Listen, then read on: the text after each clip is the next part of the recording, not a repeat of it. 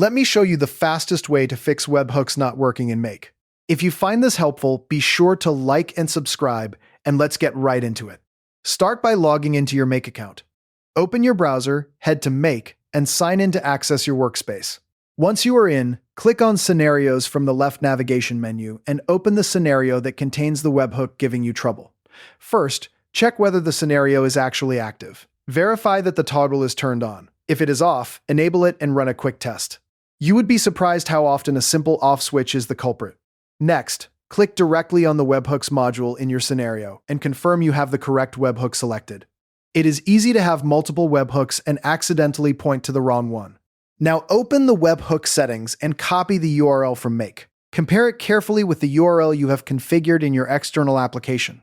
This is one of the most common points of failure. Make sure the webhook URL was copied completely. Missing characters, extra spaces, or a stray line break can prevent requests from ever reaching Make. Go ahead and click Run once in the Scenario Builder. This puts Make into a listening mode and lets you monitor incoming requests in real time. Then trigger the source application. That might mean submitting a form, creating a test order, or sending sample API data.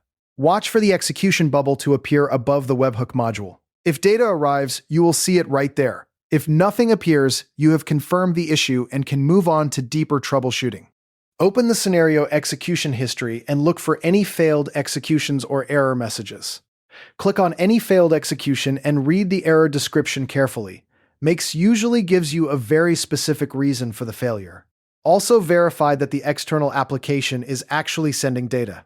Check its logs or activity history if available. Some systems only trigger webhooks for fresh submissions, so send new data rather than trying to reuse old records. Make sure the source application is sending properly formatted data. Invalid payloads can cause processing failures. Then review any filters or modules sitting after the webhook. Missing required fields may stop the entire workflow. Check each filter to ensure your test data meets the filter conditions. Open downstream modules and confirm that all mapped fields still exist and are correctly configured. Verify that any connected apps still have valid permissions. Reconnect accounts if authorization has expired. Then go back into the webhook settings. Click OK and save the scenario. A simple resave can resolve minor glitches. If the webhook still appears corrupted, your last resort is to create a brand new custom webhook. Copy the new URL and update it in your source application. You now know exactly how to get your webhooks working again in Make.